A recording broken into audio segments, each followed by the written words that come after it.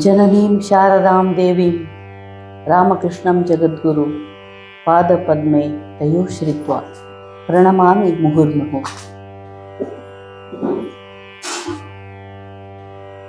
ಪೂಜ್ಯ ಸ್ವಾಮಿ ಬುದ್ಧಿಯೋಗಾನಂದಜಿಯವರಿಗೆ ನಮಸ್ಕರಿಸುತ್ತೇನೆ. ಹಾಗೆಯೇ ಪೂಜ್ಯ ಸ್ವಾಮಿ ತೇಜಸ್ಸಾನಂದಜಿಯವರಿಗೆ ನಮಸ್ಕರಿಸುತ್ತಾ, ಪ್ರೀತಿಯ ಆಧ್ಯಾತ್ಮಿಕ ಬಂಧುಗಳೇ, ಇವತ್ತಿನ ವಿಷಯ ಒತ್ತಡದ ಜೀವನಕ್ಕೆ ಒಂದು ಉತ್ತರ ಶ್ರೀಮಾತೆ ಅಂತ. ಈ ಒತ್ತಡ ಅನ್ನುವಂಥದ್ದು ನಮ್ಮ ಜೀವನದ ಒಂದು ಅವಿಭಾಜ್ಯ ಅಂಗ. ಇದನ್ನು ಬಿಟ್ಟು ನಮಗಿರ್ಲಿಕ್ಕೆ ಸಾಧ್ಯನೇ ಇಲ್ಲ. ಸ್ವಲ್ಪ ಮಟ್ಟಿಗೆ ಒತ್ತಡ ಇರಲೇಬೇಕು ಮನುಷ್ಯನಿಗೆ, ಆದರೆ ಅದು ಅತಿಶಯ ಆಗಲಾರದ ಹಾಗೆ ನೋಡ್ಕೊಳ್ಬೇಕಾಗಿದೆ. ನಮ್ಮ ಜೀವನದ ಏಳಿಗೆಗಾಗಿ ಈ ಒತ್ತಡವನ್ನ ಉಪಯೋಗ ಮಾಡಿಕೊಳ್ಬೇಕು. ಬಿಸಾಕುವಂತಹ ಕಲ್ಲುಗಳನ್ನ ಒಂದರ ಮೇಲೆ ಒಂದು ಏರಿ ಇಟ್ಟು ಅದನ್ನ ಒಂದು ಮೆಟ್ಟಿಲಿನ ಉಪಾಧಿಯಲ್ಲಿ ಮಾಡಿ ಮೇಲೆ ಏರ್ಲಿಕ್ಕೆ ಉಪಯೋಗ ಮಾಡಿದ್ರಂತೆ. ಅರ್ಜುನ ಏನಾದ್ರೂ ಒತ್ತಡಕ್ಕೆ ಗುರಿಯಾಗಿದ್ದಿದ್ದಿಲ್ಲ ಅಂತಂದ್ರೆ ನಮಗೆ ಭಗವದ್ಗೀತೆ ಅಂತ ಅಮೃತ ಸಿಗ್ತಾ ಇರಲಿಲ್ಲ. ಗೀತೆಯ ಅಮೃತೋಪವಾಣಿ ಸಿಕ್ಕದ್ದೇ ಕುರುಕ್ಷೇತ್ರದಲ್ಲಿ ಅರ್ಜುನ ಒತ್ತಡಕ್ಕೆ ಗುರಿಯಾದಾಗ. ಆದರೆ ಅದನ್ನ ಬಂದು ಹೋಗುವಂತಹದ್ದು ಶ್ರೀಮಾತೆಯವರು ಅದನ್ನೇ ಹೇಳ್ತಾರೆ, ಸೇತುವೆ ಕೆಳಗಿನ ನೀರಿನಂತೆ ಹೀಗೆ ಬರ್ತದೆ ಹೀಗೆ ಹೋಗ್ತದೆ. ಅದನ್ನ ನಾವು ಅರ್ಥ ಮಾಡಿಕೊಂಡ ಆಗಮಾಪಾಯಿನೋ ಅನಿತ್ಯ ಅಂತ ಶ್ರೀಕೃಷ್ಣ ಕೂಡ ಅದನ್ನೇ ಹೇಳ್ತಾನೆ. ಬಂದು ಹೋಗುವಂತಹದ್ದು ಅನಿತ್ಯವಾದಂತಹದ್ದು. ಸಾ ತಿತಿಕ್ಷಾ ನಿಗದ್ಧತೆ, ತಿತಿಕ್ಷೆಯ ಒಂದು ಸ್ಥಿತಿಯನ್ನ ಪಡೆದುಕೊಳ್ಳಬೇಕು. ಆವಾಗ ಏನ್ ಹೇಳಿದ್ರು ಅದನ್ನೇ ಶ್ರೀಮಾತೆ ಶಾರದಾ ದೇವಿಯವರು ಹೇಳ್ತಾರೆ, ಸಹನೆಯ ಅಭ್ಯಾಸವನ್ನ ಮಾಡಿಕೊಳ್ಳಬೇಕು. ತಾಳ್ಮೆ. ಶ್ರೀಮಾತೆಯವರ ಜೀವನವನ್ನ ನಾವು ಅಭ್ಯಾಸ ಮಾಡಿ ನೋಡಿದಾಗ ಒಂದು ಫಾರ್ಮ್ಯುಲಾ ರೀತಿಯಲ್ಲಿ ಹೇಳ್ಬೋದು. ನಾವು ಅದನ್ನ ಪಾಯಿಂಟ್ ತರ, ಈಗ ABCD ಅಂತ ಅನ್ಕೋಬಹುದು. ಎ ಅಂದ್ರೆ ಏನು? ಎಕ್ಸೆಪ್ಟೆನ್ಸ್. ಎಕ್ಸೆಪ್ಟೆನ್ಸ್ ಅಂದ್ರೆ ಏನು? ಪರಿಸ್ಥಿತಿಯನ್ನ ಹೇಗಿದೆಯೋ ಹಾಗೆ ಒಪ್ಪಿಕೊಳ್ಳಬೇಕಾಗಿದೆ ನಾವು. ಅದು ಅನಿವಾರ್ಯ. ಈ ಸಾರಿ ಏನ್ರಿ 46 ಡಿಗ್ರಿ ಟೆಂಪರೇಚರ್ ಆಗಿ ಹೋಯ್ತು, ಏನ್ ಮಾಡ್ಲಿಕ್ಕೆ ಆಗ್ತದೆ? ಅನಿವಾರ್ಯ. ನಮ್ಮಿಂದ ಏನು ಕಾಂಟ್ರಿಬ್ಯೂಷನ್ ಇದೆ ಟೆಂಪರೇಚರ್ ಇರ್ಲಿಕ್ಕೆ, ಅದನ್ನ ಕಡಿಮೆ ಮಾಡ್ಕೊಳ್ಳೋಣ. ವಾಯು ಮಾಲಿನ್ಯ, ವಿಪರೀತವಾದಂತಹ AC ಗಳ ಬೈಕೆ, ವಿಪರೀತವಾದಂತಹ ಗಾಡಿಗಳು, ಸಾಧ್ಯವಾದಷ್ಟು ಕಡಿಮೆ ಮಾಡ್ಕೊಳ್ಳೋಣ. ಅದು ಬಿಟ್ಟು 46 ಡಿಗ್ರಿ ಆಯ್ತಲ್ಲ ಅಂತ ಸೂರ್ಯನ ಮೇಲೆ ಕೋಪ ಮಾಡ್ಕೊಳ್ಳಿಕ್ ಆಗ್ತದ? ನೀವು ನಂಬಲಿಕ್ಕಿಲ್ಲ, ಎಷ್ಟೋ ಜನ ವಿಪರೀತನ ಬಿಸಿಲಿನ ಧಗೆಗೆ ಬ್ಲಡ್ ಪ್ರೆಷರ್ ಜಾಸ್ತಿ ಆಗಿ ಬಂದವರು ಇದ್ದಾರೆ. ಯಾವುದು ನಮ್ಮ ಕೈಯಿಂದ ಸಾಧ್ಯ ಇಲ್ಲ. ಎಕ್ಸೆಪ್ಟೆನ್ಸ್. ಶ್ರೀಮಾತೆಯವರು ಹೇಳಿದ್ದು ಇದನ್ನೇ. ಇರುವುದ ವಿಷಯವನ್ನ ಇದ್ದಕ್ಕಿದ್ದ ಹಾಗೆ ಒಪ್ಪಿಕೊಳ್ಳಬೇಕು ಸ್ಥಿತಿಯನ್ನ. ಇನ್ನೊಂದು ಹೇಗಾಗಿ ಆಕ್ಟಿವ್ ಅಂತ ಹೇಳ್ಬೋದು. ಶ್ರೀಮಾತೆಯವರು ಹೇಳಿದ್ದು ಎಕ್ಸೆಪ್ಟೆನ್ಸ್, ಆಕ್ಟಿವಿಟಿ. ಈಗೇನ್ ಮಾಡ್ಲಿಕ್ಕೆ ಆಗುದಿಲ್ಲ ನನ್ನಿಂದ ಅಂತ ಅನ್ಕೊಂಡು ಇನ್ನೇ ಆಕ್ಟಿವ್ ಆಗಿ ಇರೋದಲ್ಲ, ಆಕ್ಟಿವ್ ಆಗಿರ್ಬೇಕು. ಸದಾ ಕರ್ಮ ನಿರತರಾಗಿ ಇರಬೇಕು. ಶ್ರೀಮಾತೆಯವರು ದೇವ್ರ ಮುಂದೆ ಕೂಡ ಅದನ್ನ ಕೇಳ್ಕೊಳ್ತಾರೆ, ಯಾವಾಗಲೂ ನನ್ನನ್ನ ಕರ್ತವ್ಯ ನಿರತಳನ್ನಾಗಿಸಿ ಇರು ಅಂತ. ಬೆಳಿಗ್ಗೆ 3 ಗಂಟೆಗೆ ಎದ್ದು 4 ಸೇರಿನ ಚಪಾತಿಯನ್ನು ಮಾಡಿ ತಮ್ಮ ಜಪ ಧ್ಯಾನಗಳನ್ನೆಲ್ಲ ಮಾಡಿ ಶ್ರೀರಾಮಕೃಷ್ಣರ ಎಲ್ಲ ಭಕ್ತರು, ಎಲ್ಲ ಶಿಷ್ಯರು, ಮಹಿಳೆಯರು, ವೃದ್ಧರು ಯಾರು ಬಂದರೂ ಕೂಡ ಎಲ್ಲರಿಗೂ ಪ್ರಸಾದದ ವ್ಯವಸ್ಥೆ ಮಾಡಿ ಇನ್ನೂ ಕೇಳ್ತಾ ಇದ್ದಾರೆ, ನನ್ನನ್ನು ಆದಷ್ಟು ಆಕ್ಟಿವ್ ಆಗಿ ಇಡು ಅಂತ. ಇರೋ 24 ತಾಸಿನಲ್ಲಿ ಇನ್ನೂ ಆಕ್ಟಿವಿಟಿ ಮಾಡಬೇಕು ಅನ್ನುವಂತಹ ಆಸೆ. ಯಾವಾಗಲೂ ಸತತವಾಗಿ ಕರ್ಮನಿರತರಾಗಿರಬೇಕು. ಎಂಥ ರೀತಿಯಲ್ಲಿ ಕರ್ಮನಿರತರಾಗಿರಬೇಕು? ಕರ್ಮಕ್ಕೋಸ್ಕರ ಕರ್ಮ ಮಾಡಬೇಕು. ಅದರಿಂದ ನನಗೇನಾದರೂ ಸಿಗಲಿ ಅನ್ನುವಂಥ ಒಂದು ಇಚ್ಛೆಯಿಂದ ಕರ್ಮ ಮಾಡೋದಲ್ಲ, ಅದು ವ್ಯವಹಾರ. ಈಗ ನಾವು ಕೇಳ್ಕೊಳ್ತೀವಿ, ಭಗವಂತ ನಮ್ಮ ಈ ಒಂದು ಸಮಸ್ಯೆಯನ್ನು ಪರಿಹರಿಸಿದರೆ ನಿನಗೊಂದು ಬಂಗಾರದ ಒಂದು ಕಣ್ಣುಗಳನ್ನು ಮಾಡಿಸ್ಕೊಡ್ತೀನಿ. ನಾವ್ಯಾಕೆ ಭಗವಂತನಿಗೆ ಬಂಗಾರದ ಕಣ್ಣುಗಳನ್ನು ಮಾಡಿಸ್ಕೊಡ್ಬೇಕು? ಕಣ್ಣಿಲ್ವಾ ದೇವರಿಗೆ? ನಾವು ವಿಚಿತ್ರ, ಒಂದು ಆಸೆ ಒಂದೇನೋ ಇಡ್ತೀವಿ, ನೀವೊಂದು ನನ್ಗೆ ಕೊಡ್ಬೇಕು, ನಾನೊಂದು ಕೊಡ್ತೀನಿ, ನೀವೊಂದು ನನ್ಗೆ ಕೊಡ್ಬೇಕು. ಟ್ರೇಡ್. ಈ ಟ್ರೇಡದ ಬುದ್ಧಿಯನ್ನು ಬಿಡಬೇಕು, ಕರ್ಮಕ್ಕೋಸ್ಕರ ಕರ್ಮವನ್ನು ಮಾಡಬೇಕು ಅಂತಾನೆ ಶ್ರೀಮಾತೆ ಬೋಧಿಸಿದ್ದು. Except the situation, stay active and adapt. 3 ಎಗಳು. ಅಡಾಪ್ಟ್ ಮಾಡ್ಕೊಳ್ಬೇಕು. ಏನು ಬದಲಾವಣೆ ಆದರೂ ಅದಕ್ಕೆ ಅಡಾಪ್ಟ್ ಮಾಡ್ಕೊಳ್ಬೇಕು. ಆವಾಗಿನ ಕಾಲದಲ್ಲಿ ಕರೆಂಟ್ ಇರಲಿಲ್ಲ ಅಂತ ಯಾರೋ ಲೈಟ್ ಕಂಬದ ಕೆಳಗೆ ಕುತ್ಕೊಂಡು ಅಭ್ಯಾಸ ಮಾಡ್ತಾ ಇದ್ರು. ಮೋಕ್ಷಗೊಂಡ ವಿಶ್ವೇಶ್ವರಯ್ಯನವರೆಲ್ಲ ಆ ಥರ ಅಭ್ಯಾಸ ಮಾಡಿದ್ರು. ಹಂಗ ಅನ್ಕೊಂಡು ನಾವು ಮನೆ ಒಳಗಿನ ಲೈಟ್ ಹರಿಸಿ ಲೈಟ್ ಕೆಳಗಡೆ ಕುಳಿದ್ರು ವಿಶ್ವೇಶ್ವರಯ್ಯ ಆಗೋದಿಲ್ಲ. ಅಡಾಪ್ಟ್ ಆಗಬೇಕು. ಎವಲ್ಯೂಷನ್ ಆಗ್ತಾ ಇದ್ರೆ ಅದಕ್ಕೆ ಅಡಾಪ್ಟ್ ಆಗಬೇಕು. ಏನಿದೇನೋ ಅದಕ್ಕೆ ಹೊಂದಿಕೊಳ್ಬೇಕು. ವಿಧಿನೇ ಇಲ್ಲ ಹೊಂದಿಕೊಳ್ಳಾರ್ದಂಗೆ. ಇವನ್ನ ಅರ್ಥ ಮಾಡ್ಕೊಂಡಿದ್ದೇ ಆದಲ್ಲಿ ಒತ್ತಡ ಬರೋದೇ ಇಲ್ಲ ನಮಗೆ. ಸಿಚುವೇಶನ್ ಅನ್ನು ಅರ್ಥ ಮಾಡಿಕೊಂಡು ಯಾವುದಕ್ಕೆ ಪರಿಹಾರ ಇದೆ ಪರಿಹಾರ ಕಂಡುಕೊಳ್ಬೇಕು, ಯಾವುದಕ್ಕಿಲ್ಲ ಅದನ್ನ ಒಪ್ಕೊಳ್ಬೇಕು. ಇದನ್ನ ಶ್ರೀಮಾತೆಯ ಸಮಗ್ರ ಜೀವನವನ್ನು ನಾವು ನೋಡಿದಾಗ ಕಂಡು ಬರುವಂತಹ ವಿಷಯ ಇದು. ಎ ಆಯ್ತಿದು. ಈಗ ಬಿ ತಗೊಂಡಾಗ, ಬಿ ಅಂತಂದ್ರೆ ಇದರಲ್ಲಿ ಶ್ರೀಮಾತೆಯವರು ಬಿಲೀಫ್. ನಾವು ಭಗವಂತನ ಅಂಶ, ನಮ್ಮೊಂದಿಗೆ ಸದಾ ಭಗವಂತ ಇದ್ದಾನೆ, ಪ್ರಪಂಚ ಎಲ್ಲ ಭಗವಂತನಿಂದ ನಡೆಯುವಂತಹ ಒಂದು ಬಿಲೀಫ್ ನಮ್ಮಲ್ಲಿ ಇರಬೇಕು. ಆ ಒಂದು ಶ್ರದ್ಧೆ, ನಮ್ಮಲ್ಲಿ ಇರುವಂತಹ ಶ್ರದ್ಧೆ, ಭಗವಂತನಲ್ಲಿ ಇರುವಂತಹ ಶ್ರದ್ಧೆ ಇದು ಇತ್ತು ಅಂತಂದ್ರೆ ನಮಗೆ ಒತ್ತಡ ಹಾಕೋರು ಯಾರು? ಇದೆಲ್ಲ ನಿನ್ನ ಪ್ರಸಾದ, ನೀನೇ ಕೊಟ್ಟಿರುವಂತಹದ್ದು ಅನ್ನುವಂತಹ ಬಿಲೀಫ್ ಅನ್ನ ಇಟ್ಕೊಂಡು ನಾವು ಮುಂದೆ ಹೋದಾಗ, ಸಿ ಬಂದಾಗ ಕಾಮ್, ಮನಸ್ಸು ಕಾಮ್ ಆಗಿಬಿಡುತ್ತೆ, ಶಾಂತ ಆಗಿಬಿಡುತ್ತೆ. ಆಕ್ಟಿವ್ ಇದ್ಕೊಂಡು ಶ್ರದ್ಧೆಯಿಂದ ಮನಃಶಾಂತಿಯನ್ನ ಸಿಗೆ ಬರ್ತೀವಿ. ಹಾಗೆ ಕಂಟೆಂಟ್ಮೆಂಟ್, ತೃಪ್ತಿಯ ಜೀವನ. ಸಿಯಲ್ಲಿ ಕಾಮ್ನೆಸ್, ಕಂಟೆಂಟ್ಮೆಂಟ್ ಇವೆಲ್ಲ ಇದ್ದೇ ಆದಲ್ಲಿ ನಮ್ಮಲ್ಲಿ ಒತ್ತಡದ ಎಷ್ಟೊಂದು ಅಂಗಗಳು ಈಗ ನಾವು ತೆಗೆದು ಹಾಕಿಬಿಟ್ಟಿವಿ. ಈಗ ತೃಪ್ತಿ ಇರ್ಬೇಕು ಯಾವಾಗಲೂ. ಶ್ರೀಮಾತೆಯವರು ಇದ್ದಂಥ ಮನೆಯನ್ನು ನಾವು ನೋಡಿದಾಗ ಅಥವಾ ನಹಬತ್ ಖಾನೆಯಲ್ಲಿ ನಾವು ಹೋಗಿ ಏನಾದರೂ ನೋಡಿದರೆ ಕನಿಷ್ಠ 10-12 ಸಾರಿ ತಲೆ ಬಡಿಸ್ಕೊಂಡಿದ್ದಾರೆ ಶ್ರೀಮಾತೆಯವರು. 5 ಫೂಟ್ 6 ಇಂಚ್ ಇದ್ದಂಥ ಶ್ರೀಮಾತೆಯವರು ನಹಬತ್ ಖಾನೆ ಇದ್ದದ್ದು 4 ಫೂಟ್ 2 ಇಂಚು. ತಲೆ ಬಗ್ಗಿಸಲಾರದೆ ಒಳಗೆ ಹೋಗ್ಲಿಕ್ಕೆ ಸಾಧ್ಯ ಇಲ್ಲ ನಮ್ಮಂತ ಕೂಳರು ಕೂಡ. ಅಲ್ಲಿ ಶ್ರೀಮಾತೆ ಅಂತೂ 5 ಫೂಟ್ 6 ಇಂಚ್ ಇದ್ದಂಥವ್ರು. ಅಲ್ಲಿ ಚಂದ್ರಮಣಿ ದೇವಿ ಅತ್ತೆ ಮೇಲೆ ಇದ್ಕೊಂಡು ಕೂಗೋರು. ಸೈರನ್ ಆಯ್ತು ಅಂತಂದ್ರೆ ಮಧ್ಯಾಹ್ನದ ಊಟದ ಹೊತ್ತಾಯ್ತು ಅಂತ ಅವ್ರ ತಲೆಗೆ ಬರೋದು. 1 ಗಂಟೆ ಆಯ್ತು, ಊಟ ಬೇಕು, ಸಾರು ಅಂತ ಕೂಗಿದ ತಕ್ಷಣ 2-3 ಸಾರಿ ತಲೆ ಬಡಿಸ್ಕೊಂಡಿದ್ದಾರೆ ಪಾಪ ಶ್ರೀಮಾತೆಯವರು. ಇವತ್ತಿಗೂ ಅದನ್ನ ಹಾಗೆ ಮೇಂಟೈನ್ ಮಾಡಿದ್ದಾರೆ. ಮತ್ತೆ ಅದರದ್ದು ಒಟ್ಟಾರೆ ಇದ್ದಂಥದ್ದು, ಅದು ಒಂದು ಮನುಷ್ಯ ಮಲಗಿದ್ರೆ ಇನ್ನೊಬ್ರು ಕೂತ್ಕೊಂಡೇ ಇರಬೇಕು ಅಂಥ ಒಂದು ಸಣ್ಣದು. ಈಗ ನಮಗೆ 3 BHK ಆದರೂ ಸಮಾಧಾನ ಇಲ್ಲ, ಡುಪ್ಲೆಕ್ಸ್ ಆದರೂ ಸಮಾಧಾನ ಇಲ್ಲ, ಕಂಟೆಂಟ್ಮೆಂಟ್ ಅನ್ನೋದೇ ಇಲ್ಲ. ಅಂತಹ ಪರಿಸ್ಥಿತಿಯಲ್ಲಿ ಶ್ರೀಮಾತೆಯವರು ಮುಂದೆ ಹೇಳ್ತಾರೆ, ದಕ್ಷಿಣೇಶ್ವರದಲ್ಲಿ ಇದ್ದಾಗ ನನ್ನ ಹೃದಯದಲ್ಲಿ ಆನಂದದ ಬಿಂದಿಗೆಯನ್ನು ತುಂಬಿಟ್ಟಿದ್ದಾರೆ ಅನ್ನೊಂದು ಅನುಭವ ಆಗ್ತಾ ಇತ್ತು ಅಂತ ಹೇಳ್ತಾರೆ. ವಿಪರೀತವಾದಂತಹ ಕಾಲು ನೋವು ಬಂದದ್ದೇ ಅವರು ಮರೆಯಲ್ಲಿ ನಿಂತುಕೊಂಡು ಶ್ರೀರಾಮಕೃಷ್ಣರ ಭಜನೆಗಳನ್ನ, ನೃತ್ಯವನ್ನ ವೀಕ್ಷಿಸ್ತಾ ಇದ್ದಾಗ ಪಾಪ ಒಂದು ಚಾಪೆಯ ಹಿಂದ್ಗಡೆ ನಿಂತುಕೊಂಡು ನೋಡಿ ಆ ಟೈಮಲ್ಲಿ ಒಂದೇ ಕಡೆಗೆ ನಿಂತು ರುಮ್ಯಾಟಿಸಮ್ ಬಂದ್ಬಿಡ್ತದೆ. ಕಾಲು ನೋವು, ಮೊಣಕಾಲು ನೋವು ಬಂದದ್ದೇ ಆವಾಗ. ತನ್ನ ಪತಿಯೇ ಶ್ರೀರಾಮಕೃಷ್ಣರೇ ಅವರನ್ನೇ ಕೂಡ ಎಲ್ಲ ಭಕ್ತರಂತೆ ನೋಡುವಂತಹ ಒಂದು ಭಾಗ್ಯ ಕೂಡ, ಅದರಿಂದ ಕೂಡ ವಂಚಿತರಾಗಿದ್ದರೂ ಕೂಡ ಶ್ರೀಮಾತೆಯವರು ಹೇಳ್ತಾರೆ, ದಕ್ಷಿಣೇಶ್ವರದಲ್ಲಿ ಇದ್ದಾಗ ನನ್ನ ಹೃದಯದಲ್ಲಿ ಆನಂದದ ಬಿಂದಿಗೆಯನ್ನು ತುಂಬಿದ ಅನುಭವ ಆಗ್ತಾ ಇತ್ತು ಅಂತ. ಕಾರಣ ಏನು? ಇಷ್ಟೇ, ಕಂಟೆಂಟ್ಮೆಂಟ್, ತೃಪ್ತಿ. ಇಷ್ಟಾದರೂ ಲಭಿಸಿದೆ ಅಲ್ಲ ನನಗೆ ಆನಂದ ಇದೆ ಅನ್ನುವಂಥ ಒಂದು ಕಾಮ್ ಭಾವನೆ. D for devotion.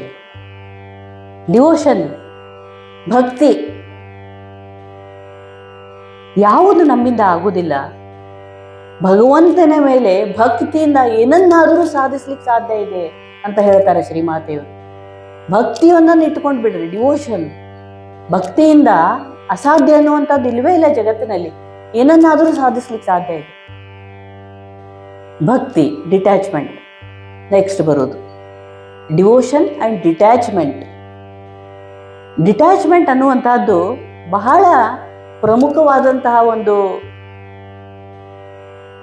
ಈ ಒಂದು ಶ್ರೀಮಾತೆಯ ಸಮಗ್ರ ಜೀವನವನ್ನು ನೋಡಿದಾಗ, ಶ್ರೀರಾಮಕೃಷ್ಣರ ಸಮಗ್ರ ಜೀವನವನ್ನು ನೋಡಿದಾಗ ಅವರು ಎಷ್ಟು ಅಟ್ಯಾಚ್ಡ್ ಅಂತ ಕಾಣಿಸ್ತಾ ಇದ್ರು, ಅಷ್ಟೇ ಡಿಟ್ಯಾಚ್ಮೆಂಟು ಅವರಲ್ಲಿ ಇತ್ತು ಅನ್ನುವಂಥದ್ದು ನಮಗೆ ಕಂಡು ಬರ್ತದೆ. ಯಾವ ರಾಧಿ ಯೋಗ ಮಾಯೆ ಶ್ರೀಮಾತೆಯವರನ್ನು ಜಗತ್ತಿಗೆ ಹಿಡಿದಿಟ್ಟಿದ್ದಲೋ ಅಂತಹ ರಾಧು ಕೊನೆಗೆ ಶ್ರೀಮಾತೆಯವರು ಎಷ್ಟು ತಕ್ಕೊಂಡು ಬಿಡ್ತಾರೆ ಅಂದರೆ, ರಾಧು ನನ್ನ ಕಣ್ಣಿಗೆ ಕಾಣಲಾರದಂತೆ ನೋಡ್ಕೊಳ್ಬೇಕು ನೀವು ಅಂತ ಹೇಳ್ತಾರೆ. ಯಾವ ಮಟ್ಟದ ಒಂದು ಡಿಟ್ಯಾಚ್ಮೆಂಟ್. ಅಂಟಿಕೊಳ್ಳೋದು ಬಿಡಿಸ್ಕೊಳ್ಳೋದು ಅಷ್ಟೇ ಕೂಡ ಬಟನ್ ಆನ್ ಆಫ್ ಮಾಡಿದಷ್ಟು ಸರಳ ಆಗಿತ್ತು ಅವರಿಗೆ. ಬೇಕು ಅಂತ ಅವರು ಬಟನ್ ಆನ್ ಇಟ್ಕೊಂಡಿದ್ರು ಅಷ್ಟೇ. ಇವಾಗ ಬೇಡ ನನಗೆ, ನಾನು ಆಫ್ ಮಾಡಿದ್ದೀನಿ. I am practising detachment. ಆ ಭಕ್ತಿ ಮತ್ತೆ ಆ ಡಿಟ್ಯಾಚ್ಮೆಂಟ್. ಮುಂದೆ ರಾಧುವಿನ ಜೀವನವನ್ನು ನಾವು ನೋಡಿದಾಗ ನಮಗೆ ಇಷ್ಟು ನೋವಾಗ್ತದೆ. ರಾಧು ಕೊನೆಗೆ ಅವಳನ್ನ ಕಾಶಿಯ ಆಸ್ಪತ್ರೆಗೆ ಕರೆದುಕೊಂಡು ಅಡ್ಮಿಟ್ ಮಾಡಿರ್ತಾರೆ. ಅಲ್ಲಿ ಅವಳಿಗೂ ಕೂಡ ಕ್ಷಯರೋಗ ಬರ್ತದೆ. ಆಮೇಲೆ ಅವಳು ಹೇಳ್ತಾಳೆ, ನನಗೆ ಎಲ್ಲೂ ಬೇಡ, ಎಂಥ ಅತ್ತೆಯನ್ನ ನಾನು ಎಷ್ಟು ತೊಂದರೆ ಕೊಟ್ಟಿದ್ದೀನಿ, ನನಗೆ ಮಂತ್ರ ದೀಕ್ಷೆಯನ್ನು ಕೂಡ ಕರುಣಿಸಿದಳು ಅವಳು, ನನ್ನ ಪಿಶಿಮಾ ಅಂತ ಕರಿತಾ ಇರ್ತಾಳೆ. ಕೊನೆಗೆ ಅತ್ತೆ ಅನ್ನೋದು ಹೋಗಿ ಮಾಮ ಅಂತ ಅಮಾರ್ಮ ಅಂತ ಓಡಾಡ್ತಾ ಜಯರಾಮ್ ಬಾಟಿಯ ಶ್ರೀಮಾತೆಯ ಮನೆ ಹತ್ರ ನಾನು ಅಲ್ಲೇ ಕರೆದುಕೊಂಡು ಹೋಗಿಬಿಡಿ ಅಂತ ಗೋಳಾಡಿ ಅಳ್ತಾಳೆ ಇರ್ತಾರೆ. ಅದು ಅವಾಗ ಅರ್ಥ ಆಗ್ತದೆ, ಯಾಕೆ ನನ್ನನ್ನು ನೀನು ಬಿಟ್ಟು ಹೋದೆ, ಈ ಸ್ಥಿತಿಯಲ್ಲಿ ನನ್ನನ್ನು ಬಿಟ್ಟು ನೀನು ಹೊರಟು ಬಿಟ್ಟೆ ಅಲ್ಲ, ನನಗಿನ್ ಯಾರಿದ್ದಾರೆ ಅಂತ ಗೋಳಾಡಿ ಅಳತಾ ಶ್ರೀಮಾತೆಯವರ ಆ ಒಂದು ಗುಡಿಸಲಿನ ಮುಂದೆ ಹೊರಳಾಡ್ತಾ ಇರ್ತಾಳೆ. ಸ್ವಾಮಿ ಶಾರದಾನಂದರು ಅಲ್ಲೇ ಇದ್ದಂತಹ ಅಲ್ಲಿ ಪರಮೇಶ್ವರಾನಂದರು ಅವಳನ್ನ ಬಹಳ ಚೆನ್ನಾಗಿ ಆರೈಕೆ ಮಾಡ್ತಾರೆ. ಕೊನೆಗೆ ಮಾ ಅಂತಾನೇ ರಾಧು ಕೂಡ ಪ್ರಾಣವನ್ನು ಬಿಡ್ತಾಳೆ. ಅಂತಹ ಯೋಗ ಮಾಯೆ. ಶ್ರೀಮಾತೆಯವರು ಅಷ್ಟೊಂದು ಡಿಟ್ಯಾಚ್ಮೆಂಟ್ ಡೆವಲಪ್ ಮಾಡ್ಕೊಂಡು ಬಿಡ್ತಾರೆ.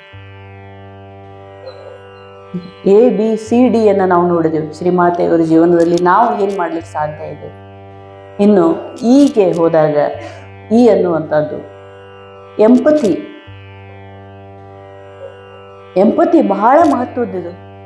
ಅವರು ಯಾವಾಗಲೂ ಬರೀ ಬಾಯಿಂದ ಸಿಂಪತಿ ಬೇರೆ, ಎಂಪತಿ ಬೇರೆ. ಸಿಂಪತಿ ಅಂದ್ರೆ ಅಯ್ಯೋ ಪಾಪ ಹಿಂಗಾಗಬಾರ್ದಾಗಿತ್ತು ಅಂತಂತೀವಿ. ಸಿಂಪತಿ ಅದು ತುಟಿಯ ಚಲನೆಯಿಂದ ಬರುವಂತಹ ಒಂದು ಶಬ್ದ ಅಷ್ಟೇ. ಆ ನೋವಿನಲ್ಲಿ ನಾವೇ ಇದ್ದೇವೆ, ಅವರ ನೋವನ್ನು ನಾವು ಯಾವಾಗ ಅನುಭವಿಸ್ತೇವೆ ಅದು ಡಿವೈನ್ ಕ್ವಾಲಿಟಿ ಆಗ್ತದೆ, ಅದು ಎಂಪತಿ ಆಗ್ತದೆ. ತನ್ನ ಮಗುವನ್ನ ಕಳೆದುಕೊಂಡು ಬಂದಂತಹ ತಾಯಿ ಒಬ್ಬಳು ಕೊಯಲ್ಪಾರದಲ್ಲಿ ಶ್ರೀಮಾತೆಯವರಿದ್ದಾಗ ಅವಳು ಬಂದು ಶ್ರೀಮಾತೆಯವ್ರ ಮುಂದೆ ಕುಳಿತುಕೊಂಡು ಕೂಡಲೇ ಅವಳಕ್ಕಿಂತಲೂ ಹೆಚ್ಚು ಅಳತಾರೆ ಶ್ರೀಮಾತೆಯವರು. ಮಗುವನ್ನ ಕಳೆದುಕೊಂಡ ತಾಯಿಯ ನೋವನ್ನ ಎಷ್ಟರ ಮಟ್ಟಿಗೆ ಶ್ರೀಮಾತೆಯವರು ಅನುಭವಿಸ್ತಾರೆ ಅಂದರೆ ಅವಳಿಗೆ ಏನಾಗಿರ್ಬೋದು ಅನ್ನೋದನ್ನ ಸಾಕ್ಷಾತ್ ಅವರು ತಮ್ಮ ಹೃದಯದಿಂದ ಆ ವೇದನೆಯನ್ನು ಅನುಭವಿಸ್ತಾರೆ. ಅದು ಎಂಪತಿ. ಹಾಗೆ ಹೀಗಾಗಬಾರ್ದಾಗಿತ್ತು ಅಂತ ಬಹಳ ಜನ ಅಂತ ಇದ್ರು. ಶ್ರೀಮಾತೆಯವರು ಅಳೋದು ನೋಡಿ ಅವಳು ನೋವು ಇಷ್ಟು ಕಡಿಮೆ ಆಗಿಬಿಡ್ತದಂದ್ರೆ ಅವಳು ಬಂದು ಶ್ರೀಮಾತೆಯವರನ್ನು ಸಮಾಧಾನ ಮಾಡ್ಲಿಕ್ಕೆ ಶುರು ಮಾಡ್ತಾಳೆ.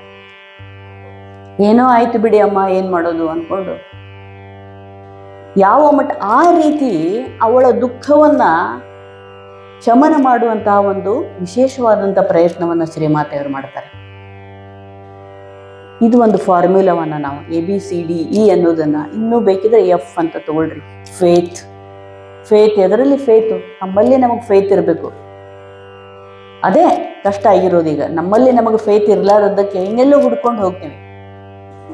ಸೊ ಫೇತ್, ಸ್ವಾಮಿ ವಿವೇಕಾನಂದರು ಹೇಳೋ ಥರ, ಮುಕ್ಕೋಟಿ ದೇವತೆಗಳಲ್ಲಿ ನಿಮಗೆ ನಂಬಿಕೆ ಇಲ್ಲದೆ ಹೋದ್ರು ನಿನ್ನಲ್ಲಿ ನಿನಗೆ ನಂಬಿಕೆ ಇರಲಿ ಅಂತ ಹೇಳ್ತಾರಲ್ಲ, ಆ ಫೇತ್ ನಮ್ಮಲ್ಲಿ ಇದ್ದದ್ದೇ ಆದರೆ ಏನನ್ನೂ ಸಾಧಿಸ್ಲಿಕ್ಕೆ ಸಾಧ್ಯ ಇದೆ. ಭಗವಂತ ತಾನಾಗೇನೆ ನಮ್ಮ ಕ್ವಾಲಿಟೀಸ್ ನೋಡಿ ನಮ್ಮ ಕಡೆಗೆ ಬರ್ತಾನೆ.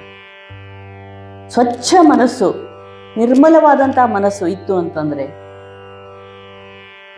108 ವಿಚಾರಗಳು, ಕಲುಷಿತವಾದಂತಹ ಮನಸ್ಸು, ನಿದ್ದೆ ಎಲ್ಲಿಂದ ಬರ್ತದೆ? ಒತ್ತಡ ಆಗೇ ಆಗ್ತದೆ. ದೇಹಕ್ಕೂ ಒತ್ತಡ, ಮನಸ್ಸಿಗೂ ಒತ್ತಡ. DVGಯವರು ಹೇಳುವಂತ ಕಗ್ಗದಲ್ಲಿ ಬರುವ ಮಾತು, ತಲೆಯೊಳಗೆ 100 ಹಕ್ಕಿಗಳು, ಗಿಣಿ ಗೂಗೆ ಕಾಗೆ ಕೋಗಿಲು ಹದ್ದು ನವಿಲುಗಳು, ಕಿಲಕಿಲನೆ ಗೊರಗೊರನೆ ಕೂಗಾಡುತ್ತೆ ಹೋವು, ನೆಲೆಯಲ್ಲಿ ನಿದ್ದೆಗೆಯೋ ಮಂಕುತಿಮ್ಮ ಅಂತ. ತಲೆಯಲ್ಲಿ 100 ಹಕ್ಕಿಗಳ ಚಿಲಿಪಿಲಿಯೋ, ಒಂದೇ ಎರಡೇ, ಗೂಗೆ ಒಂದ್ ನಮೂನಿ ಕೂಗ್ತದೆ, ಗಿಣಿ ಒಂದ್ ನಮೂನಿ ಕೂಗ್ತಾ ಇದೆ, ಹದ್ದು ಇನ್ನೊಂದ್ ನಮೂನಿ ಕೂಗ್ತಾ ಇದೆ. ಇವೆಲ್ಲ ನಮ್ಮ ವಿಷಯಗಳು. 100 ಹಕ್ಕಿಗಳು ವಾಂಟ್ಸ್ ತಿಂದು ಬಿಡ್ತಾವೆ. ಒಂದು ವಾಂಟ್ ಇದ್ರೆ ಸಾಕು, ತಿಂದು ಹಾಗೆ ಹೋಗ್ಲಿಕ್ಕೆ ಮನಸ್ಸು. ಅಂಥದ್ದು ಗಿಣಿ ಗೂಗೆ ಕೋಗಿಲು ಕಾಗೆ ರಣಹದ್ದು ಹದ್ದು ಎಲ್ಲ ಒಂದೊಂದು ದಿಕ್ಕಿನಲ್ಲಿ ಕೂಗಾಡ್ಲಿಕ್ಕೆ ಶುರು ಮಾಡಿಬಿಡ್ತಾವಂತೆ. ನೆಲೆಯಲ್ಲಿ ನಿದ್ದೆಗೆ ಮಂಕುತಿಮ್ಮ ಅಂತ ಹೇಳ್ತಾರೆ. ವಿಚಾರದಿಂದ ನಾವು ಸ್ವಲ್ಪ ಔನ್ನತ್ಯವನ್ನು ಸಾಧಿಸಿದಾಗ, ಉನ್ನತಿಯತ್ತ ಯಾವ ವಿಷಯಗಳು ನಮ್ಮನ್ನು ಉನ್ನತಿಯತ್ತ ಕರೆದುಕೊಂಡು ಹೋಗ್ತವೆ ಅಂಥದನ್ನ ನಾವು ಅಭ್ಯಾಸ ಮಾಡಬೇಕು. ಶ್ರೀಮಾತೆಯವರು ಅಷ್ಟೇ ಅಲ್ಲ, ಶ್ರೀಮಾತೆಯ ನೇರ ಸಂಪರ್ಕಕ್ಕೆ ಬಂದಂತಹ ಎಷ್ಟೋ ಅವರ ಭಕ್ತರು ಕೂಡ ಅವರಲ್ಲಿ ಯಾವ ಉದ್ವೇಗದ ಒಂದು ಚೂರು ಅಂಶವೂ ಕಾಣ್ತಾ ಇರಲಿಲ್ಲ. ಅಲ್ಲಿ ಯಾವ ಉನ್ಮಾದವಿರಲಿಲ್ಲ, ಅಲ್ಲಿ ಯಾವ ಉದ್ವೇಗವಿರಲಿಲ್ಲ. ಅದು ಒಂದು ಸಮಸ್ಥಿತಿ. ಶ್ರೀಮಾತೆಯವರಂತೂ ಆಯ್ತು, ಅವರ ನೇರ ಸಂಪರ್ಕಕ್ಕೆ ಬಂದಂಥವರನ್ನು ನೋಡಿದಾಗ ಕೂಡ ಅತಿಶಯವಾದಂಥ ಆನಂದ, ಅತಿಶಯವಾದಂತಹ ದುಃಖ ಅದು ಯಾವುದೂ ಅವರಲ್ಲಿ ಕಾಣಿಸ್ತಾ ಇರಲಿಲ್ಲ. ಅಂತಹ ಒಂದು ಶೀತ ಉಷ್ಣ ಅದರಲ್ಲೇನೂ ಸಮ ಚಿತ್ತದಿಂದ ಇರಬೇಕು ಅಂತ ಶ್ರೀಕೃಷ್ಣ ಹೇಳ್ತಾನೋ ಹಾಗೇ ಶ್ರೀಮಾತೆಯವರಿದ್ದಂಥದ್ದು. ಅವರ ಕಷ್ಟಗಳನ್ನು ನಾವು ನೋಡಿದಾಗ ನಮ್ಮ ಒತ್ತಡಕ್ಕೆ ಆಕ್ಚುಲಿ ಜಾಗನೇ ಇರುವುದಿಲ್ಲ. ಶ್ರೀಮಾತೆಯವರು ಅನುಭವಿಸಿದ ಕಷ್ಟಗಳು 1, 2 ನಾವು ಒಂದೊಂದಾಗಿ ಅದನ್ನು ನೋಡ್ತಾ ಹೋದಂಗೆ ಎಂತಹ ಕಷ್ಟದ ಜೀವನ ಅನುಭವಿಸಿದರು, ಎಂತಹ ಅವಮಾನದ ಸನ್ನಿವೇಶಗಳನ್ನು ಎದುರಿಸಬೇಕಾಯಿತು ಶ್ರೀಮಾತೆಯವರು. ಅದ್ರ ಮುಂದೆ ನಮ್ದು ಬಹಳ ಸಂತೋಷದ ಜೀವನ. ಆ ರೀತಿ ಒಂದು ವ್ಯಕ್ತಿ ಇರ್ಲಿಕ್ಕೆ ಸಾಧ್ಯನಾ ಅನ್ನುವಷ್ಟು ನೋವನ್ನು ಅನುಭವಿಸಿದ್ದಾರೆ. ಶ್ರೀರಾಮಕೃಷ್ಣದ ಮರಣದ ನಂತರ ಶ್ರೀಮಾತೆಯವರು ಅವರು ಇರುವಾಗ ಕೂಡ ಏನು ಕಡಿಮೆ ಅನುಭವಿಸಲಿಲ್ಲ. ಆ ಹೃದಯ ರಾಮನ ಕಿರಿಕಿರಿ ಒಂದು, ಅವನಿಗೆ ಒಂಥರ ಪೊಸೆಸಿವ್ನೆಸ್ ಬಂದ್ಬಿಟ್ಟಿರ್ತದೆ. ಶ್ರೀರಾಮಕೃಷ್ಣರು ಅಂದ್ರೆ ನಾನು ಹೇಳಿದಂಗೆ ಕೇಳಬೇಕು, ಅವರು ನನ್ನ ಪ್ರಾಪರ್ಟಿ. ಶ್ರೀಮಾತೆಯವರು ಬಂದ್ರೆ ಅವರು ತನ್ನ ಹಕ್ಕನ್ನು ಎಲ್ಲಿ ಕಸಿದುಕೊಳ್ತಾ ಇದ್ದಾರೇನೋ ಅನ್ನುವಂಥ ಭಯ ಅವನಿಗೆ. ಅದಕ್ಕೆ ಅವ್ರಿಗೆ ಅವಮಾನ ಮಾಡಿ ಮಾತಾಡೋದು.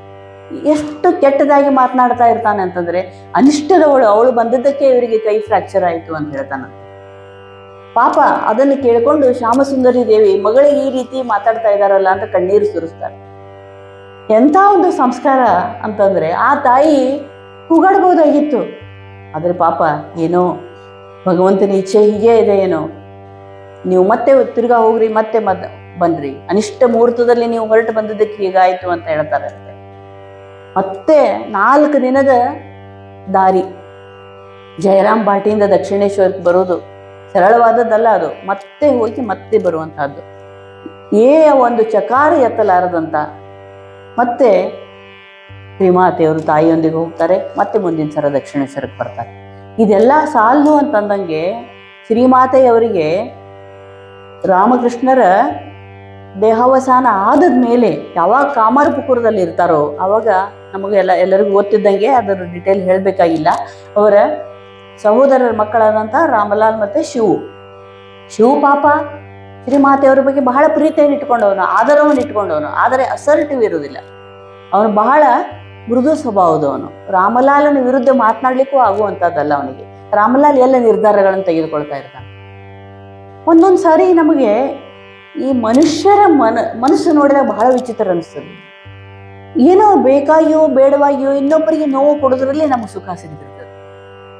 ಇಟ್ಸ್ ಹ್ಯೂಮನ್ ಟೆಂಡೆನ್ಸಿ, ಯಾಕೆ ಅಂತ ಗೊತ್ತಿಲ್ಲ, ಒಂದು ರೀತಿ ವಿಚಿತ್ರ. ಈ ರಾಮಲಾಲ ಕಾಮಾರಪುಕುರಕ್ಕೆ ಬಂದಾಗ ಶ್ರೀಮಾತೆಯವರು ಜಯರಾಮ್ ಬಾಟಿಗೆ ಹೋಗಿ ಬರುವಷ್ಟರಲ್ಲಿ ಎಲ್ಲ ಮನೆ ಭಾಗ ಮಾಡಿಬಿಡ್ತಾನಂತೆ. ಚಿಕ್ಕಪ್ಪನಿಗೆ ಬರ್ಬೇಕಾದದ್ದು ಇದು, ಅಂದ್ರೆ ಶ್ರೀರಾಮಕೃಷ್ಣರ ಸಲುವಾಗಿ ಬರ್ಬೇಕಾದದ್ದು ಇದು. ಒಂದಿರುವಂಥ ಫ್ಯಾಮಿಲಿನೆಲ್ಲ ಹೊಡೆದಾಕಿ ಅಷ್ಟೆಲ್ಲ ಮಾಡಿ ಶ್ರೀರಾಮಕೃಷ್ಣರ ಕೃಪೆಯಿಂದ ಅವನಿಗೆ ಪುರೋಹಿತ ಇದು ಕೆಲಸ ಸಿಕ್ಕಿರ್ತದೆ ದಕ್ಷಿಣೇಶ್ವರದಲ್ಲಿ. ಅಷ್ಟೆಲ್ಲ ಮಾಡಿ ಅದನ್ನು ಕೂಡ ಮರೆತು ಬಿಟ್ಟಿರ್ತಾನೆ. ಯಾವ ಶ್ರೀರಾಮಕೃಷ್ಣರೇ ಇವನಿಗೆ ಒಂದು ಕೆಲಸವನ್ನು ಕೊಡಿಸಿದ್ರು ಅದನ್ನು ಸಹ ಮರೆತಿರ್ತಾನೆ. ಆ ಶ್ರೀರಾಮಕೃಷ್ಣರ ಆ ಒಂದು ಕೊಠಡಿಯಲ್ಲಿ ಮಾತ್ರ ಅವಳು ಇರ್ತಕ್ಕದ್ದು, ಆ ಕಡೆ ಈ ಕಡೆ ಬರೋವಾಗಿಲ್ಲ. ಅವರ ಆ ಹೊಲದಲ್ಲಿ ಏನು ಬೆಳೀತಾರೋ ಅದನ್ನು ಮಾತ್ರ ಉಪಯೋಗ ಮಾಡತಕ್ಕಂಥದ್ದು, ಬೇರೆದನ್ನು ನೀವು ಯಾರು ಉಪಯೋಗ ಮಾಡೋ ಹಾಗಿಲ್ಲ. ತಿರುಗಿ ಬರುವಷ್ಟರಲ್ಲಿ ವಿಚಿತ್ರ ನಿಯಮಗಳು ಬಂದುಬಿಟ್ಟಿರ್ತಾವೆ.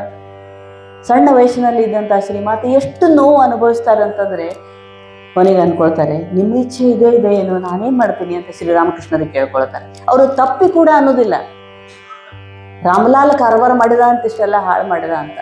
ಈ ನಾವು ಓದೋರು ಅಂತೀವಿ ಹಂಗೆ, ಆದರೆ ಆ ಸ್ಥಿತಿಯಲ್ಲಿ ಇದ್ದಂಥ ಶ್ರೀಮಾತೆಯವರಿಗೆ ಒಂದು ಕ್ಷಣ ಕೂಡ ಅನ್ನಿಸ್ಲಿಲ್ಲ. ಆಶ್ಚರ್ಯ ಅಂದರೆ ಅಲ್ಲಿ ಪ್ರಸನ್ನಮಯಿ ಅಂತ ಲಾಹಾ ಅವರ ಮನೆಯಲ್ಲಿ ಇರುವಂಥ ಸೊಸೆ ಶ್ರೀಮಾತೆಯವರನ್ನ ಬಹಳ ಹತ್ತಿರದಿಂದ ನೋಡಿದಂಥವಳು. ಗದಾಯಿ ಅಂತ ಕರಿತಾ ಇರ್ತಾಳೆ ಶ್ರೀರಾಮಕೃಷ್ಣರನ್ನ. ಬಹಳ ದೊಡ್ಡವಳು ಅವಳು, ಬಹಳ ಪ್ರೀತಿಯಿಂದ ನೋಡ್ಕೊಳ್ತಾ ಇರ್ತಾಳೆ.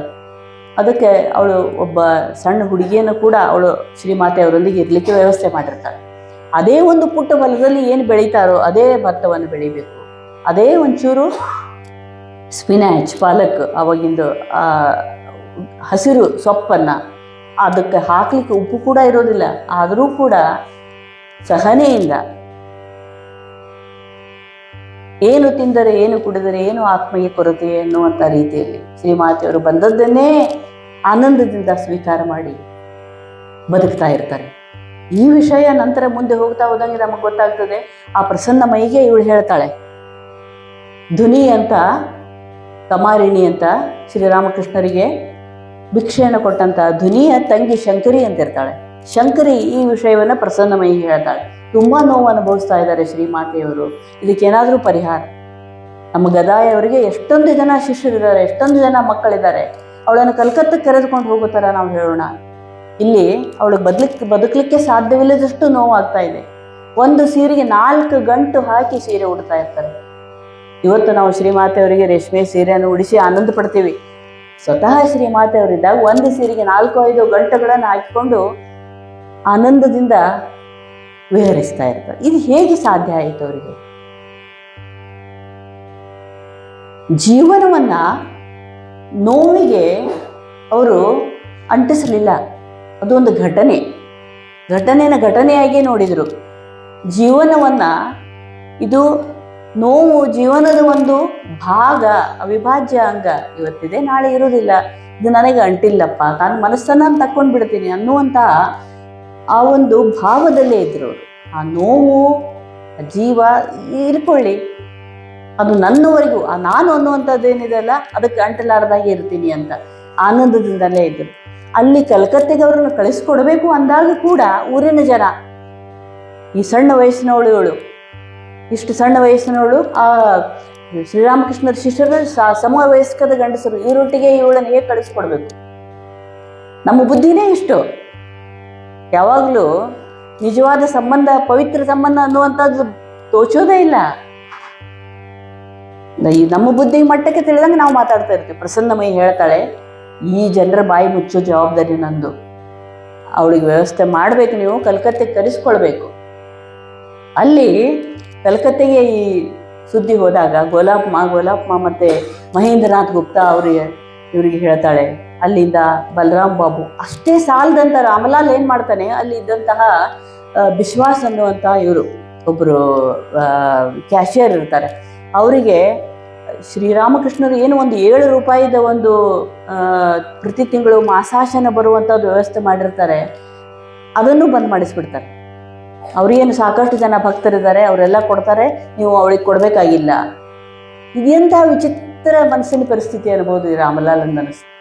ಇವು ತನ್ನ ಕಿಸೆಯಿಂದಾನು ಕೊಡ್ತಾ ಇಲ್ಲ, ಯಾರಿಗೋ ಕೊಡ್ತಾ ಇದ್ದಾರೆ, ಅದಕ್ಕೂ ಕಲ್ಲು ಹಾಕಿ ಆನಂದ ಪಡೋದು. ಎಷ್ಟು ವಿಚಿತ್ರ ಅನ್ನಿಸ್ತದೆ ಕೆಲವೊಂದು ಸಾರಿ ನೋಡಿದರೆ. ಅವಳಿಗೆ 7 ರೂಪಾಯಿಯನ್ನು ನೀವು ಕೊಡಬೇಡ್ರಿ, ಇದನ್ನು ನೀವು ಬಂದ್ ಮಾಡಬೇಕು. ಅದನ್ನು ಮುಂದಾಲೋಚನೆ ಎಷ್ಟಿತ್ತು ಶ್ರೀರಾಮಕೃಷ್ಣರಿಗೆ, ಹೀಗಾಗಬಹುದು ಅಂತ ಊಹಿಸಿ ಸ್ವಲ್ಪ ಫಿಕ್ಸ್ಡ್ ಡೆಪಾಸಿಟ್ ತರ ಬಲರಾಮನ ಹತ್ರ ಇಟ್ಟಿರ್ತಾರೆ ಶ್ರೀರಾಮಕೃಷ್ಣರು. ಅದರಿಂದ 6 ರೂಪಾಯಿ ಬಡ್ಡಿ ಬರೋ ವ್ಯವಸ್ಥೆಯನ್ನು ಬಲರಾಮ್ ಮಾಡ್ತಾನೆ. ಆವಾಗ ಅದು ಒಂದು ಚೂರು ದುಡ್ಡು ಬರೋ ವ್ಯವಸ್ಥೆ ಆಗ್ತದೆ. ಆಮೇಲೆ ಮಾತಂಗಿನಿ ದೇವಿ ಅಂತಾರು, ಅವರು ವೆಲ್ ಟು ಡು, ಸ್ವಲ್ಪ ಒಳ್ಳೆ ರಿಚ್ ಪಾರ್ಟಿ ಇದ್ದಂಥವರು, ಸ್ವಾಮಿ ಪ್ರೇಮಾನಂದರ ತಾಯಿ ಮಾತಂಗಿನಿ ದೇವಿ, ಇವರು ನಿಕುಂಜಾದೇವಿ, ಬಲರಾಮನ ಹೆಂಡತಿ, ಇವರೆಲ್ಲ ದುಡ್ಡಿರೋರು. ಇವರೆಲ್ಲ ಬಂದು ಶ್ರೀಮಾತೆಯವರಿಗೆ ಸರ್ಪ್ರೈಸ್ ಕೊಡೋಣ ಅಂತ ಗೊತ್ತಿಲ್ಲದ ಹಾಗೆ ಒಂದಿನ ಎಲ್ಲರೂ ಕಾಮಾರ್ ಪುಕುರಕ್ಕೆ ಬಂದು ಇನ್ನು ನೀನು ಈ ಥರ ಇರಬಾರ್ದು, ನೀನು ಈ ಥರ ನೋವಲ್ಲಿ ನೀನು ಇರಬಾರದು ಅಂತ ಹೇಳಿ ಅವ್ರಿಗೆ ಎಷ್ಟು ಬೇಕೋ ಸಾಮಾನುಗಳನ್ನು ಪೂರೈಸಿ ಕಲ್ಕತ್ತೆಗೆ ಕರೆದುಕೊಂಡು ಹೋಗುವಂಥ ಒಂದು ವ್ಯವಸ್ಥೆಯನ್ನು ಕೂಡ ಮಾಡ್ತಾರೆ.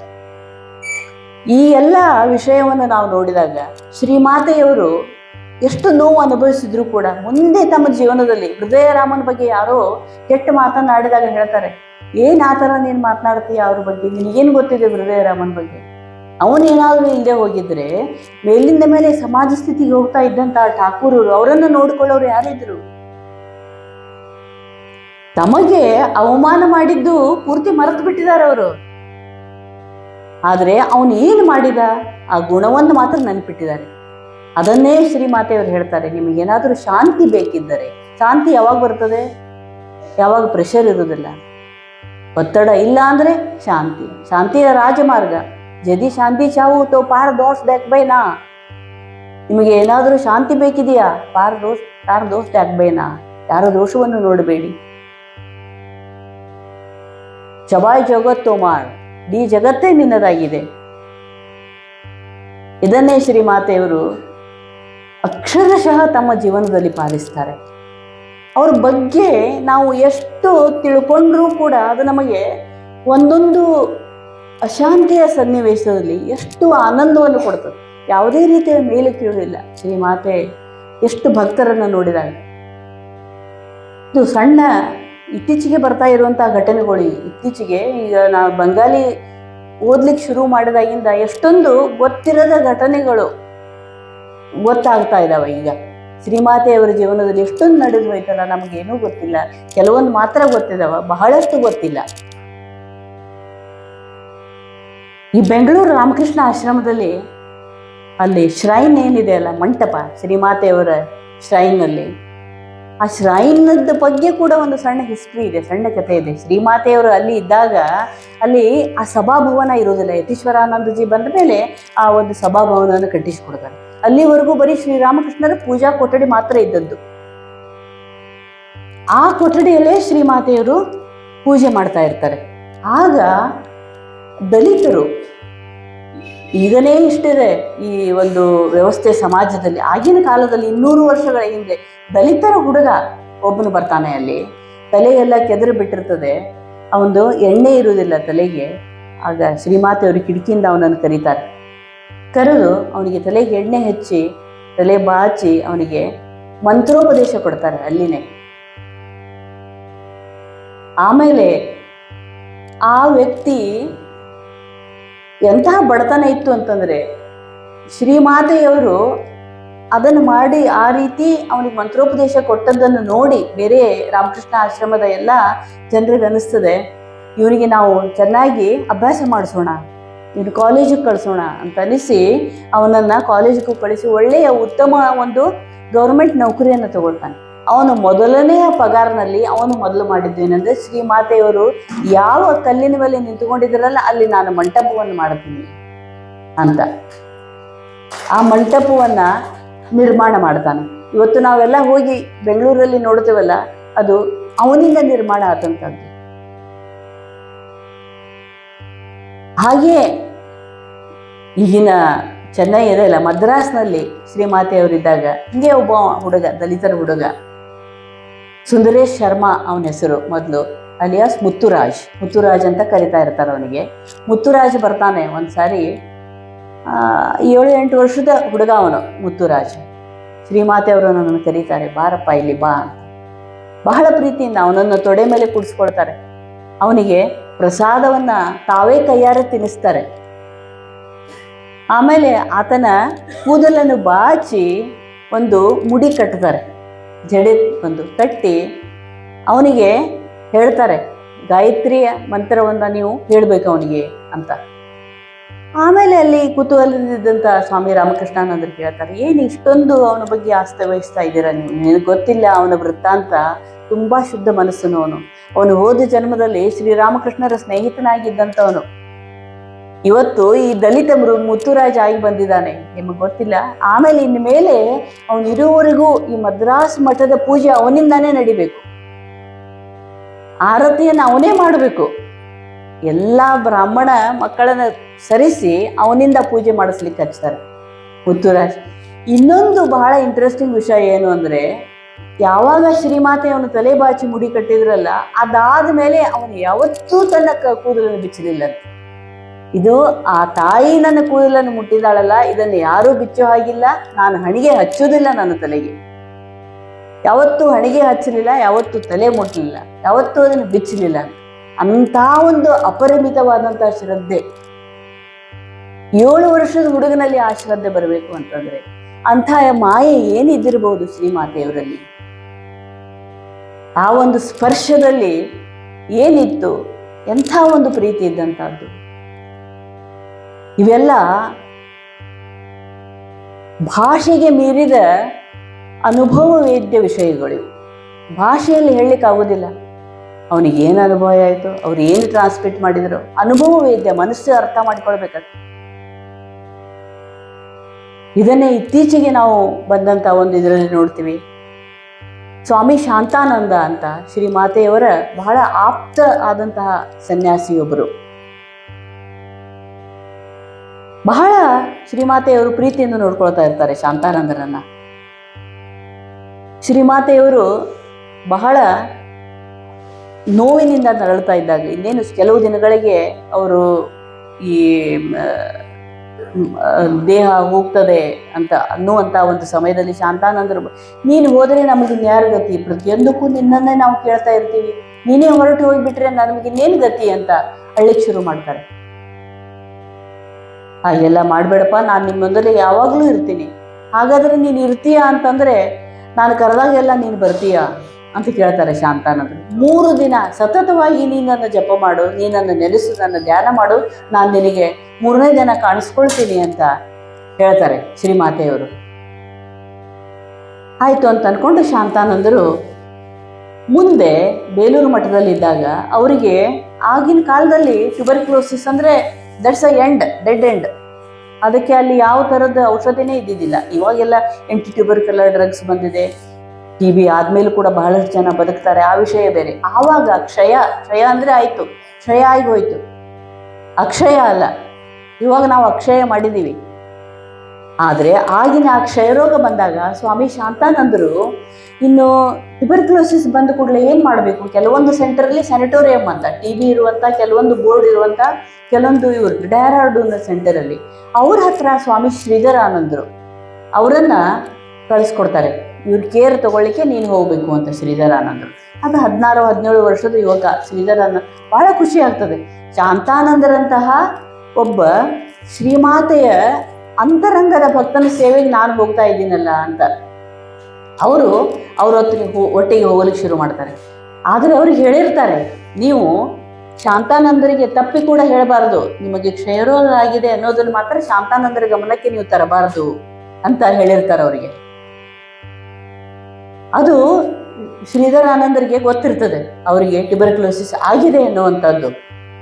ಆದರೆ ಅವ್ರ ಜೊತೆ ಇರುವಂತಹದ್ದೇ ಒಂದು ಸೌಭಾಗ್ಯ ಅನ್ನುವಂಥ ಒಂದು ನಂಬಿಕೆಯಿಂದ ಅವರು ಅವರ ಕೆಲಸಗಳನ್ನು ಮಾಡ್ತಾ ಇರ್ತಾರೆ.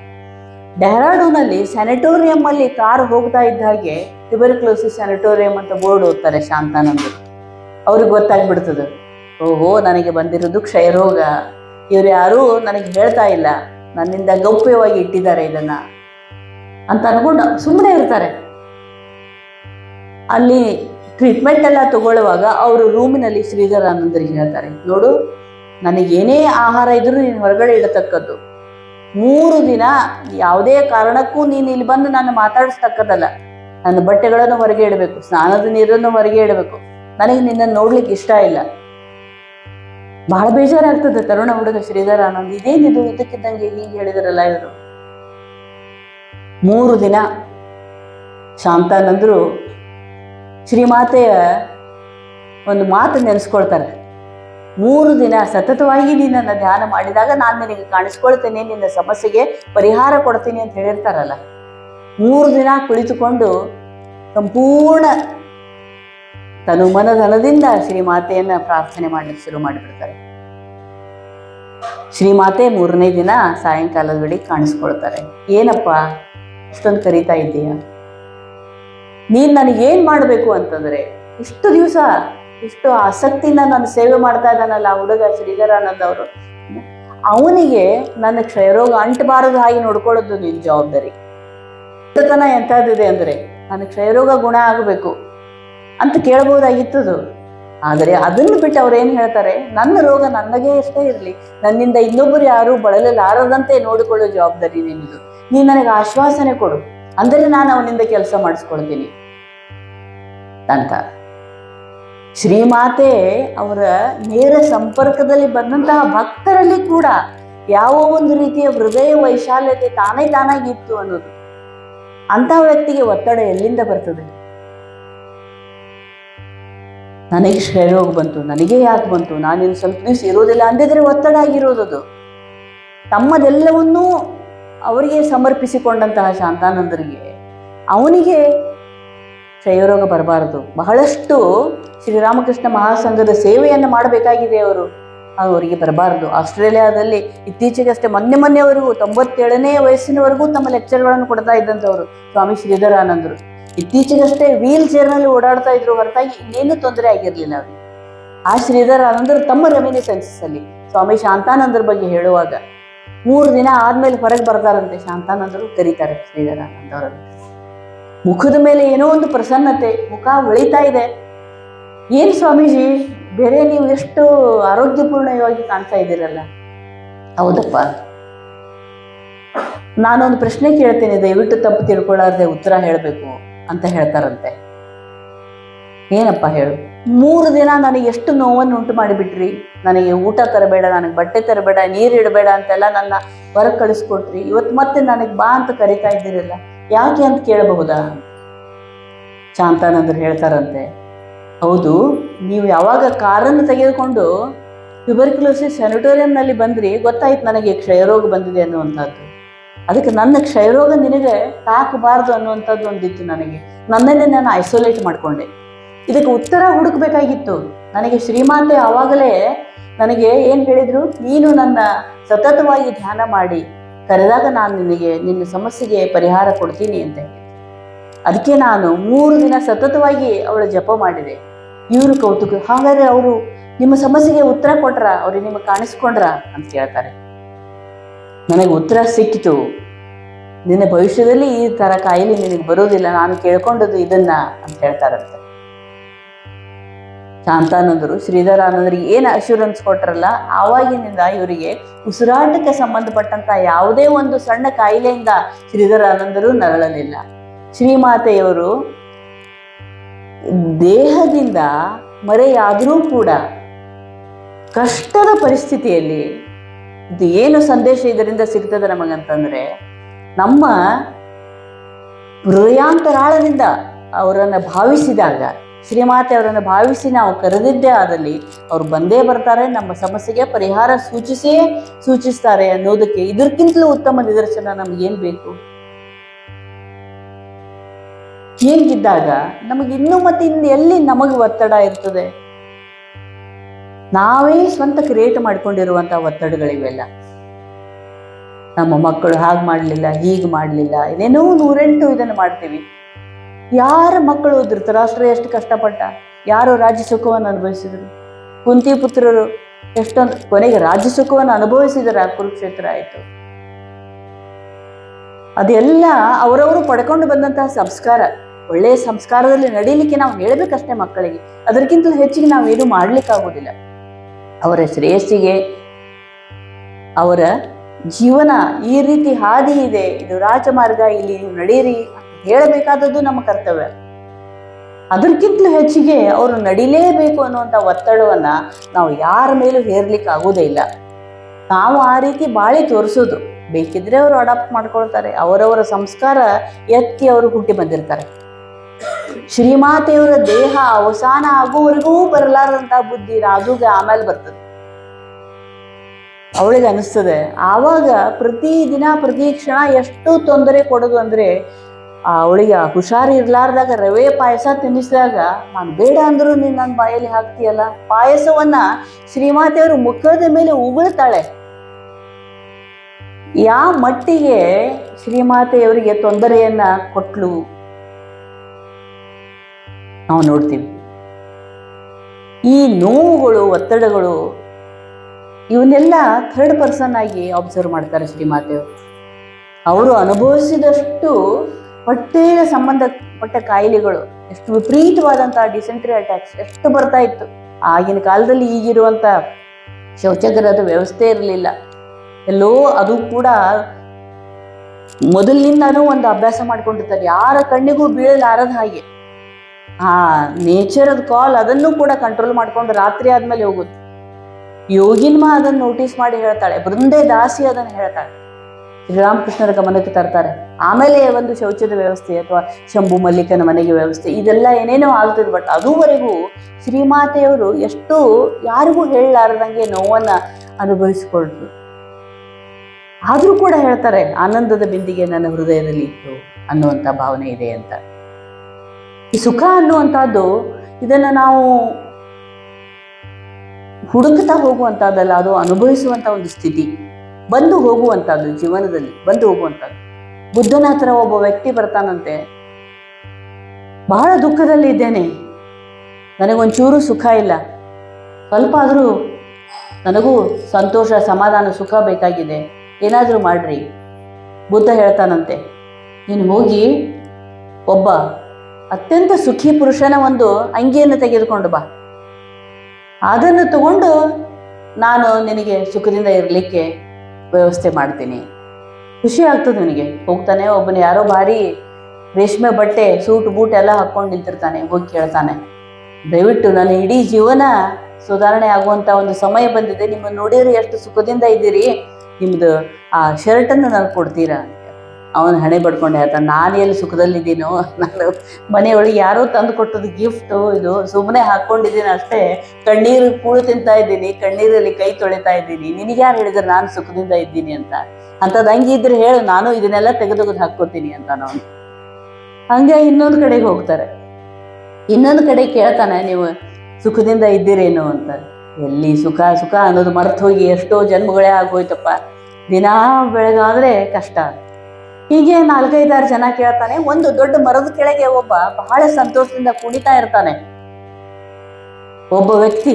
ಈಗ ಹೋಗಿ ಕೇಳ್ತಾನೆ ಇವನು, ನೀ ನಿನ್ನ ನೋಡಿದ್ರೆ ಬಹಳ ಸುಖದಿಂದ ಇದ್ದೀರಿ ಅಂತ ಅನಿಸ್ತದಲ್ಲ ಅಂತಂದ. ಹೌದಪ್ಪ, ನಾ ಸುಖದಿಂದಾನೇ ಇದ್ದೀನಿ ಅಂತ. ನಾವು ಹಿಂಗೆ ನೋಡ್ತಾನ, ನೀನು ಅವನ ಅಂಗಿ ಕೇಳ್ಬೇಕು ಅಂದ್ರೆ ಅವನ ಅಂಗಿನೇ ಹಾಕೊಂಡಿರೋದಿಲ್ಲ. ಏನ್ ಕೇಳಬೇಕು ಇವನು ಅಂದ್ರೆ, ಇಂಥ ವಿಚಿತ್ರ ಭ್ರಮೆ ಸುಖ ಅನ್ನುವಂಥ. ಎಲ್ಲಿ ಸುಖ ಸಂತೋಷ ಇರಬೇಕಾಗಿದೆಯೋ ಅಲ್ಲಿ ಅಂಗಿನೇ ಇಲ್ಲ, ಎಲ್ಲಿ ಅಂಗಿದೇನೋ ಅಲ್ಲಿ ಸುಖದ ಲವಲೇಶನೂ ಇಲ್ಲ. ಅದಕ್ಕೆ ಅವನಿಗೆ ಅನ್ನಿಸ್ತದೆ, ಇವರು ಬುದ್ಧ ಹೇಳಿದ್ದು ಎಷ್ಟು ಒಂದು ಅರ್ಥಗರ್ಭಿತವಾದಂಥ ಒಂದು ಮಾತು. ಇದನ್ನೇ ನಾವು ಶ್ರೀಮಾತೆ ಜೀವನದಲ್ಲಿ ಕಾಣ್ಲಿಕ್ಕೆ ಸಾಧ್ಯ ಇದೆ. Stay active, have believe, stay calm, devotion, detachment, empathy, faith. ಇವು ABCD ಶ್ರೀಮಾತೆಯವರ ಜೀವನದಿಂದ ಬರುವಂಥ ಇವನ್ನ ನಾವು ನಮ್ಮ ಜೀವನದಲ್ಲಿ